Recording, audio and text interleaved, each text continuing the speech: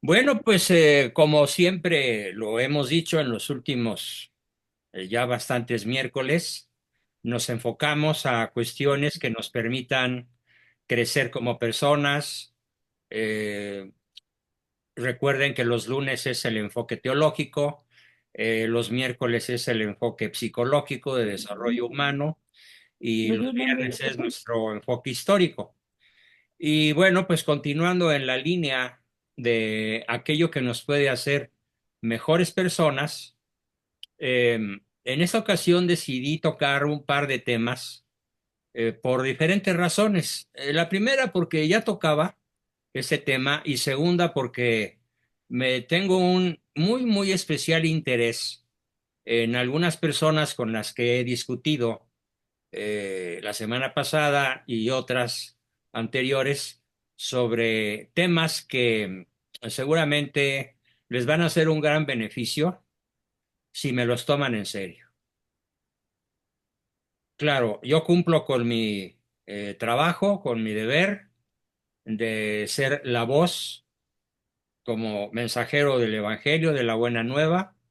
No le hagan caso al mensajero, sino al mensaje. El mensaje es una crítica muy rotunda, yo diría que incluso hasta feroz, a ese tremendo afán de la juventud actual y algunos no tan jóvenes, ese afán verdaderamente maníaco por pasársela bien, por divertirse, por socializar banalidades, como por ejemplo participar en juegos virtuales, en Xbox y similares y encontrarlo como aquello que me carga de endorfinas, aquello que me quita el distrés de los exámenes, aquello que me hace ver el lado amable de la vida. Me pongo a jugar con mis cuates y me la paso súper bien. Son palabras textuales de algunas personitas que andan por aquí esta noche y que obviamente no voy a echar de cabeza, nada más presento el pecado sin decir el pecador. En este mismo tenor, esas personas se encuentran muy divertido, muy sal de la vida, o sea, la sal de la que, no del verbo salir, sino del verbo salar, que es la convivencia en donde se visitan plazas comerciales, se va al cine, se cotorrea, se cuentan chistes, a veces subidos de tono o de cualquier otro tipo de chistes y encuentran que esa socialización superficial es la que les da sentido a su existencia. Y además coleccionan juguetitos propios de niños de 5 o 6 años, tal vez de 8, y los guardan de recuerdo. Monitos de Superman, monitos de la Santa Muerte, monitos de los héroes de las galaxias. No me refiero a la serie de las películas de Steven Spielberg de la Guerra de las Galaxias, sino a otros que incluso tienen figuras diabólicas o se compran chamarras en donde hay una mano de diablo que sirve de zipper, ¿sí? Y cosas verdaderamente que para una persona ya adulta, pues resultan estrambóticas, resultan fuera de lugar, resultan verdaderamente inadmisibles. Eh, y todo esto, más otras muchas cosas que me van a ir saliendo a la memoria conforme vaya desarrollando el tema, tiene que ver con lo que hoy está tan en boga y que se llama hedonismo. El hedonismo, no crean que es un fenómeno actual. El hedonismo ha acompañado a la humanidad desde el primer momento del pecado original. Eh, es, si nos atenemos a sus raíces griegas, el hedonista es el partidario de todo lo placentero, de todo lo divertido, de todo lo buena onda, de todo lo maníaco, de todo lo acelerado. Es el seguidor de la moda, con el lema de la moda lo que me acomoda.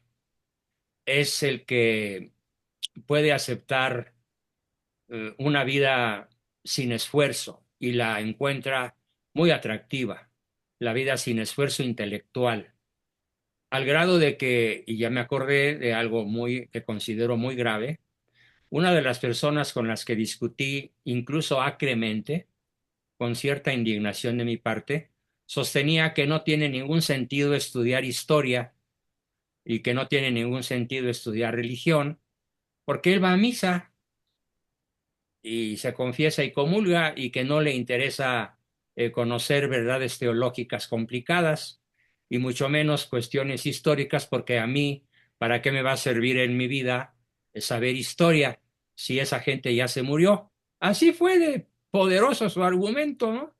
Si la gente de la historia ya se murió, ¿para qué estudio su vida? Bueno, me pareció verdaderamente increíble, patético, que un adulto haya sacado semejantes argumentos, ¿no? Todo esto es el hedonismo, es el seguimiento de la línea del menor esfuerzo, entendiendo que la palabra hedonismo viene del griego hedón, hedoné, que significa placer, el placer o todo lo referente al placer. El hedonismo es tan viejo como los primeros filósofos griegos. Siglos antes de Cristo, ya un señor de nombre Epicuro, Epicuro, tal como suena, abogaba y convenció a media Grecia o más e influyó muchísimo en las naciones circunvecinas de su tiempo, en que abogar por la vida de un continuo placer. Todo tiene que ser placentero las 24 horas del día. ¿Por qué? Porque esta es la clave de la felicidad. Ese era el objetivo de Epicuro en sus enseñanzas de tipo moral. Al hablar yo aquí de enseñanzas de tipo moral, me refiero al significado latino de la palabra moral, que tiene poco que ver con la ética. La palabra moral se refiere a las costumbres. Así que las costumbres del pueblo judío son su moral. Las costumbres de las chicas de Veracruz son su moral. Las costumbres de las chicas teiboleras de Acapulco, pues son su moral. La cultura o contracultura de los narcos, pues es su moral. Es decir, son sus costumbres. La verdadera ciencia no es la moral, pues. La verdadera ciencia es la ética. Y la ética no varía de un lugar a otro. Porque como lo he dicho ya y lo repito y vale la pena grabárnoslo muy bien, la ética es universal, es perenne, es intrínseca a nuestra naturaleza y no depende del momento histórico en el cual se viva, porque la ética es desde siempre y para siempre, para toda la raza humana, sin excepción, porque es la ciencia que nos aproxima al estudio y determina, no solo estudia, sino que determina el bien y el mal de los actos humanos libres y sobre todo en función del último fin de la vida humana, que es el conocimiento y la posesión de Dios. Por supuesto que las personas hedonistas, aunque vayan a misa y se confiesen y comulguen y hasta recen el rosario, mientras tengan el hedonismo, lo divertido, lo placentero, lo agradable, lo delicioso, lo sabroso, la moda y todo lo que he mencionado, mientras sea el eje rector de su vida, evidentemente no están alcanzando ni van camino de su último fin. Van derechitos al infierno, aunque vayan a la iglesia, porque están siendo objetos o sujetos un poco activos y un tanto pasivos o al revés muy pasivos y poco activos del hedonismo, o sea, de convertir su vida en una vida llena de un continuo placer como clave para la felicidad. Por supuesto, todavía recordando más alguna de mis discusiones, me decía otra persona, a ver, Juan Bosco, ¿usted por qué no estudia matemáticas o por qué no estudió matemáticas? Bueno, pues porque yo decidí no estudiar las matemáticas más que aquello de las matemáticas que me sirvió para recibirme y hacer mi tesis con bases estadísticas. Y para eso, pues tuve que aprender algo de estadística básica, pero no tuve que aprender matemáticas como lo tendría que hacer un arquitecto o un ingeniero o un físico o un matemático propiamente dicho o un químico o cualquiera de las otras profesiones liberales conocidas. Ah, pues entonces así como usted decidió no estudiar matemáticas porque no le gusta, pues yo decidí no estudiar ni historia ni religión. Vean la ferocidad del argumento. ¿Por qué? Porque no me sirven para nada. Finalmente, debo reconocer que después de un zipizape que duró varios días, esa persona acabó diciendo, bueno, está bien, voy a estudiar religión y voy a estudiar historia.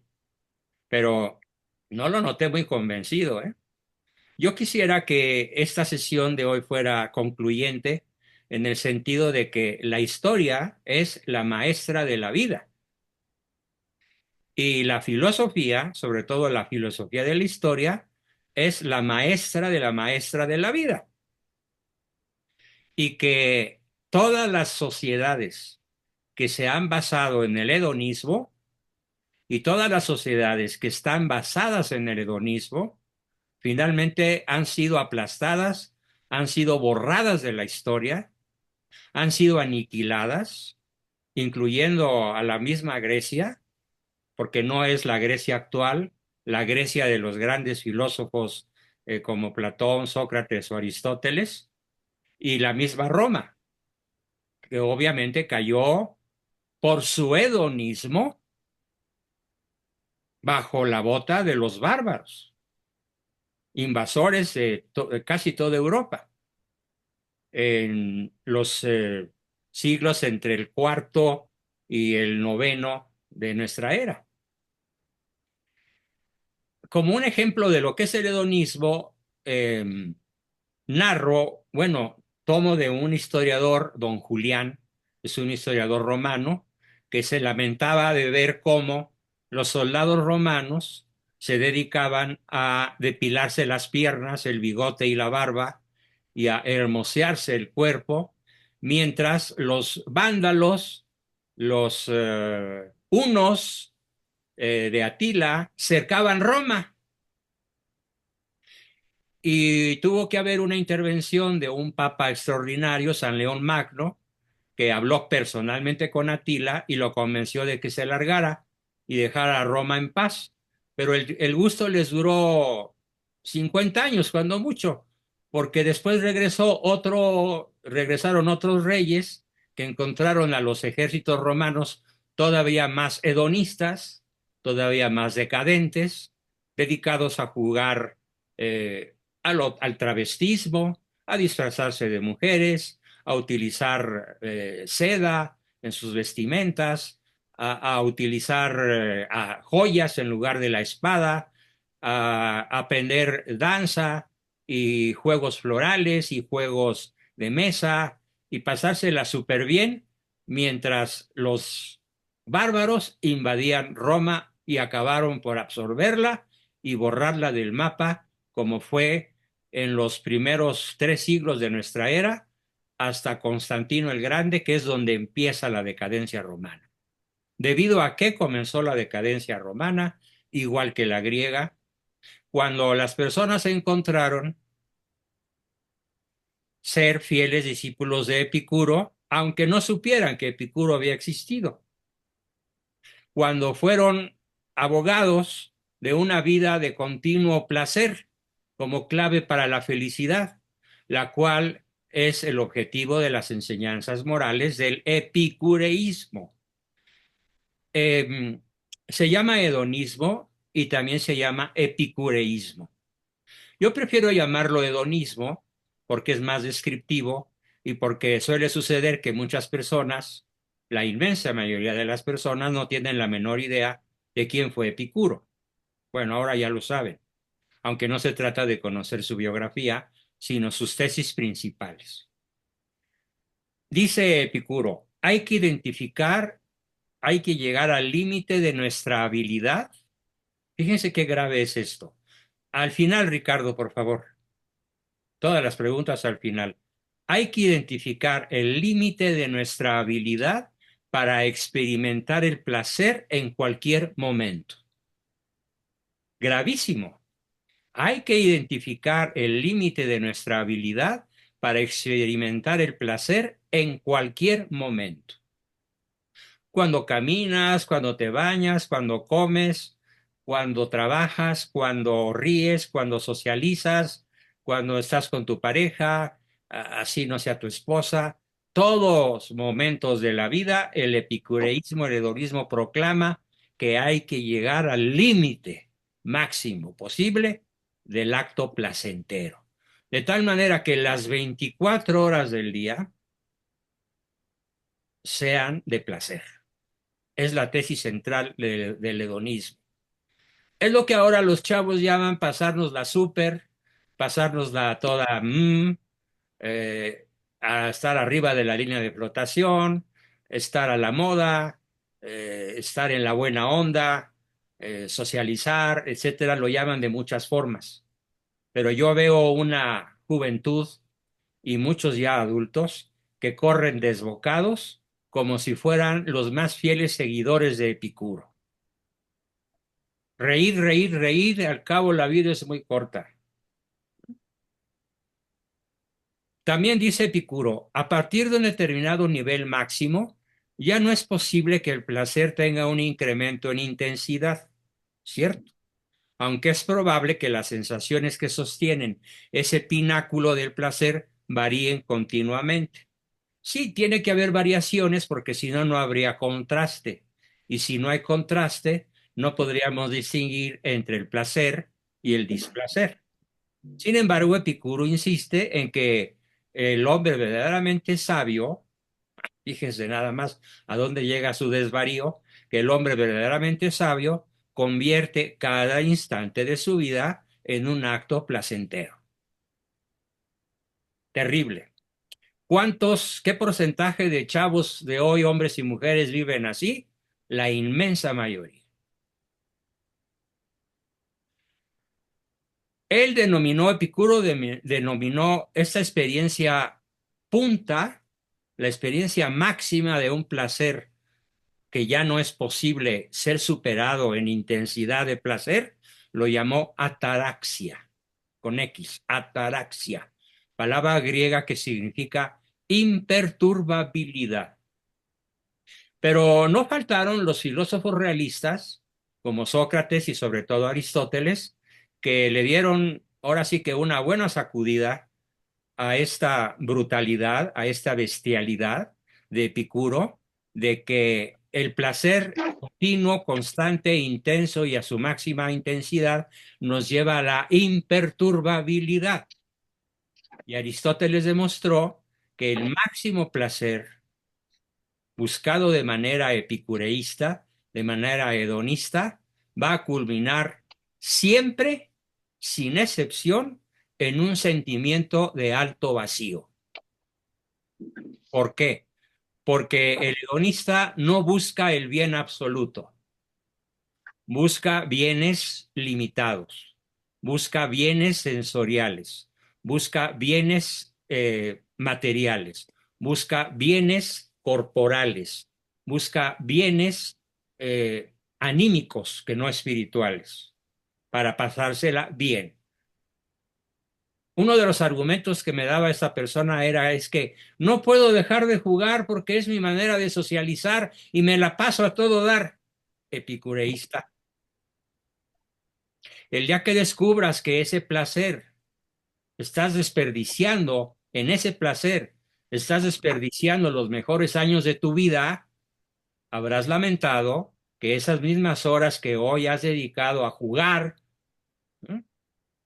Como se llame, juegos de mesa, Nintendo, juegos de guerra, juegos de lo que quieras, pero en pantallas y además con otros tan jugadores como tú o peores, no van a encontrar la imperturbabilidad prometida por Epicuro. Lo que van a encontrar es un sentimiento de alto vacío. un sentimiento de frustración y van a ir en pos de la próxima experiencia divertida. Van a ir en pos de la próxima experiencia que los lleve al culmen, a la ataraxia, a la imperturbabilidad, con una condena terrible. Nunca la van a alcanzar. Yo quisiera decirles a las personas con las que discutí algo que yo aprendí desde la primaria, tanto en el hogar como en la escuela. En la primaria y la secundaria, nuestro lema era esto vir, que en latín significa sé varón, sé varón. ¿Y eso qué significa, maestro? Le preguntábamos al maestro de ética o al maestro de literatura o al maestro de ética, porque vaya, comparado mi programa de estudios de sexto de primaria, cuando yo tenía, no sé, 12 años, 11 años, podríamos decir que tenía yo materias que hoy no tienen en México ni las universidades. Nosotros leíamos a Platón, a Aristóteles, a Sócrates en sexto de primaria y hacíamos concursos de filosofía y concursos de historia. Y todavía esta persona me sale, ay, ¿y todo eso para qué te sirvió? Le contesté, para estar aquí frente al grupo y atreverme a hablar como hablo y de lo que hablo. Si no, pues a lo mejor estaría vendiendo clavos y tornillos, ¿no? Aunque claro, cualquier trabajo es honesto y cuando se hace de buenas y bien hecho. Así que entonces a los seguidores del placer les tengo malas noticias.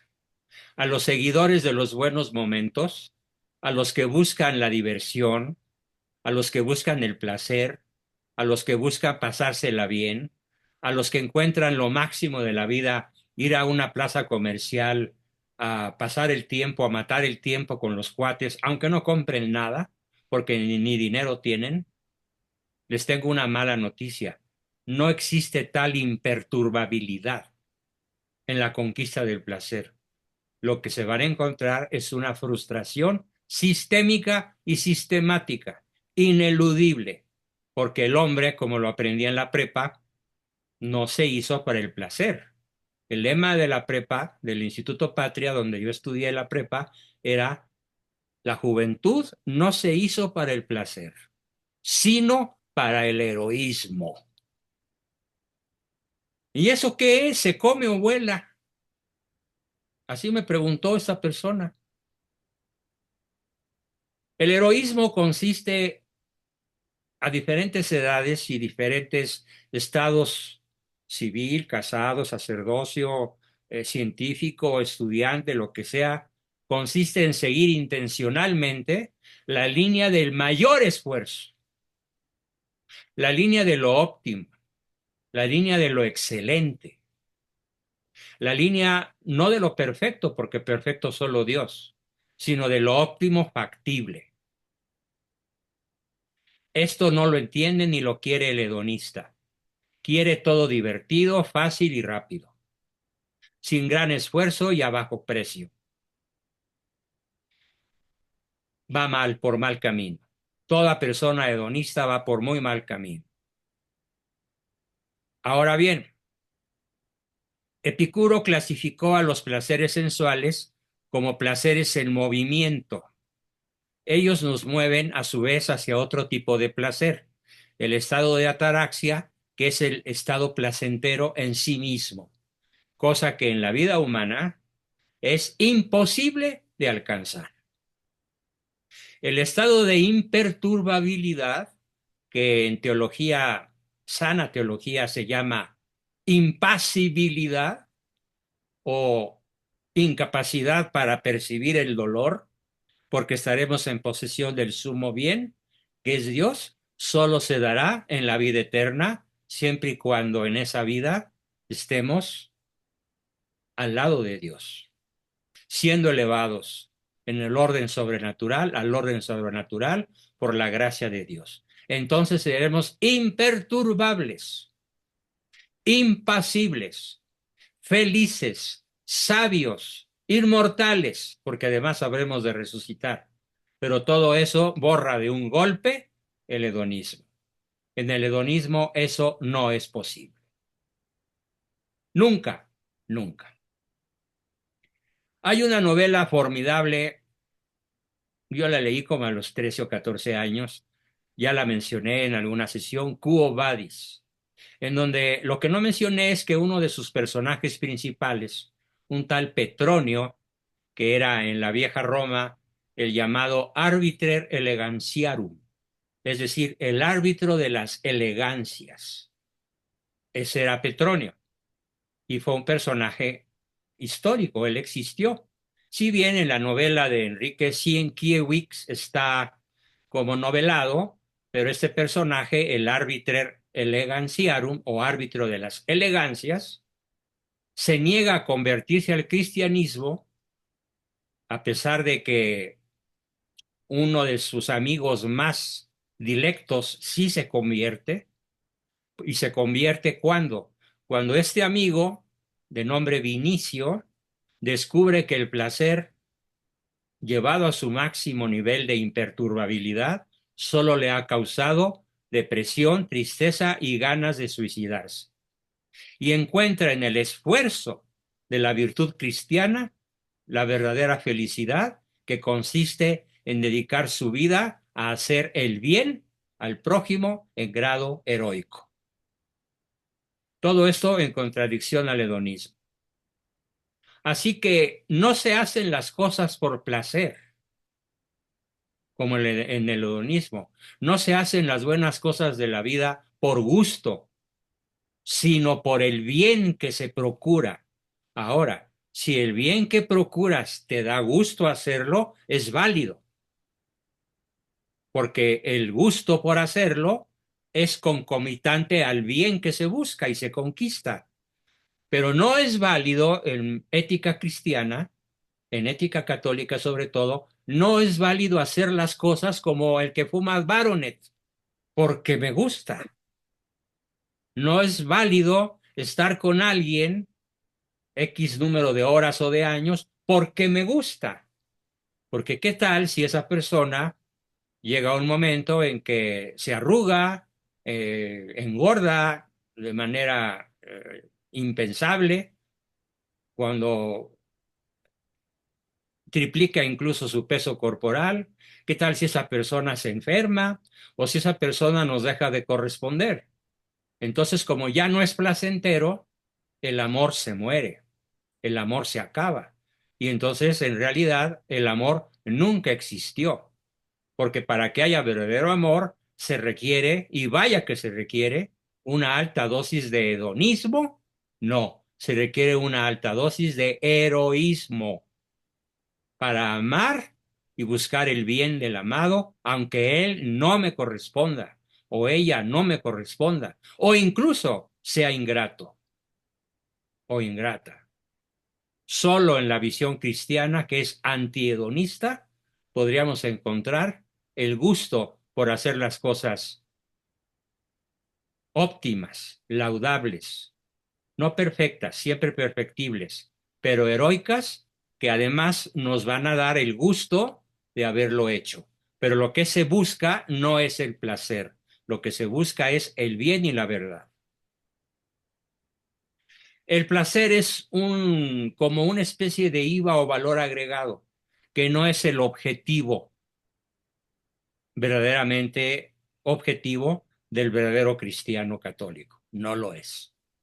Así que no se justifica de ninguna manera el hacer las cosas porque me gustan, porque me divierten, porque me cae bien, porque me atrae, porque me la paso súper, porque es a todo dar, porque es divertido. Si esta es tu filosofía de vida, estarás condenado a ese vacío que consume la vida de manera rapidísima, y cuando menos te vas a dar cuenta, incluso probablemente antes de los 40, que has dedicado tu vida a algo que no tiene valor en sí.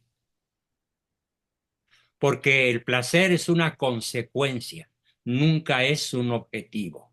El placer es una consecuencia y solamente es válida esa consecuencia cuando es el producto de la benevolencia, de haberle hecho el bien al prójimo, de haber acometido grandes hazañas y resistido graves infortunios.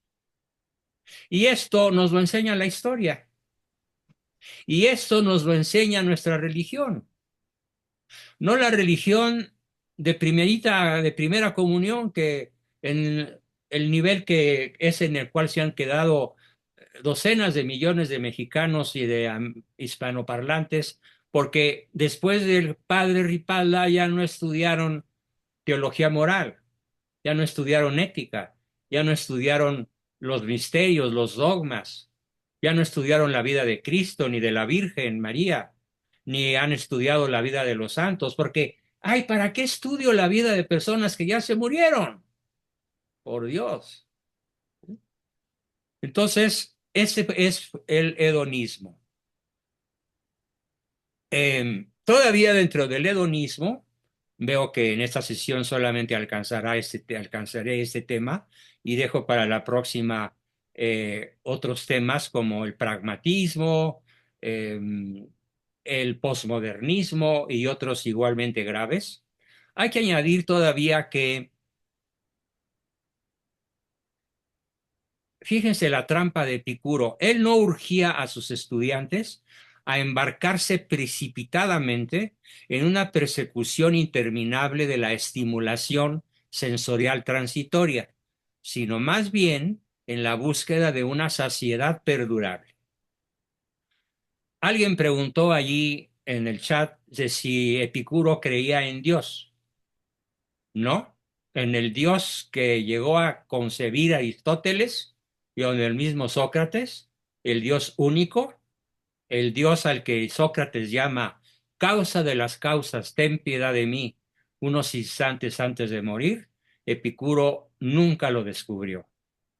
Él se quedó al nivel de Zeus, a nivel de Palas Atenea, de Afrodita, de Hera, la esposa de Júpiter, de los dioses del Olimpo.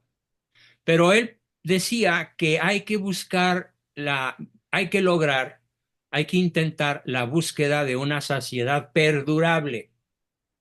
Y el único bien que nos puede dar una saciedad perdurable, tan perdurable como la eternidad misma, es el conocimiento y la posesión de Dios, de ese Dios uno y trino que Epicuro no conoció, ni conocen los epicureístas o hedonistas actuales que corren siempre buscando el momento placentero, siempre buscando el momento divertido.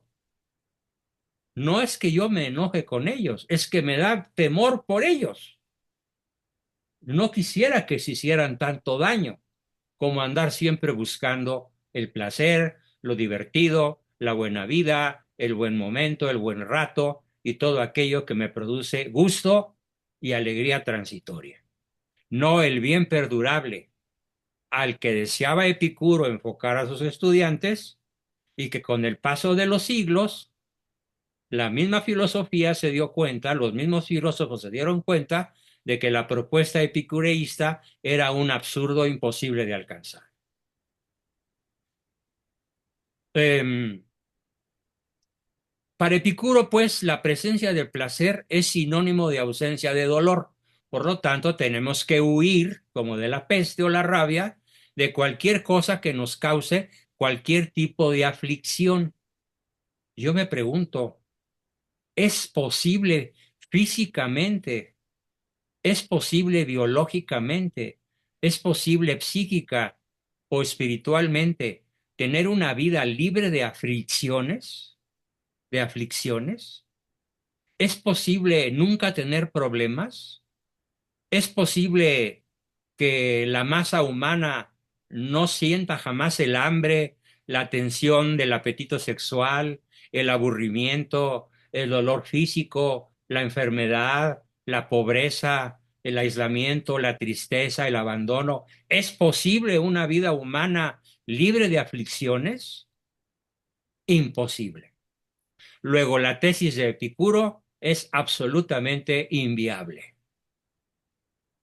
Y déjenme decirles, sobre todo a los epicureístas eh, implícitos por su manera de vivir y pensar y de actuar, si buscan una vida libre de aflicciones, están buscando un absolutamente imposible, un imposible absolutamente.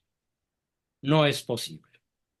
La vida humana desde el pecado original es un valle de lágrimas. Y la juventud no se hizo para el placer, sino para el heroísmo en el cual tendremos diariamente que enfrentar ese valle de lágrimas.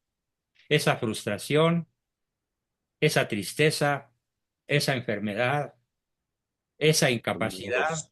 esa pobreza, y en medio de todo esto, con un Dios ausente, ¿qué sentido tiene la vida? Ninguno. Y de ahí brota otro de los grandes errores que habremos de ver más adelante, que es el existencialismo, que es uno de los peores inventos filosóficos de la humanidad. El proceso de eliminar estos problemas, por más estimulantes que sea, solo trata, según Epicuro, para terminar la exposición sobre el hedonismo, solo trata de un medio para perseguir un fin, estar permanentemente satisfechos. A ver, ¿cómo les suena? El objetivo primordial, único y por encima de cualquiera otro de la vida humana, según el hedonismo, es la de estar permanentemente satisfecho. No se puede. No se puede. Nuestra alma estará inquieta, Señor, en tanto no repose en ti.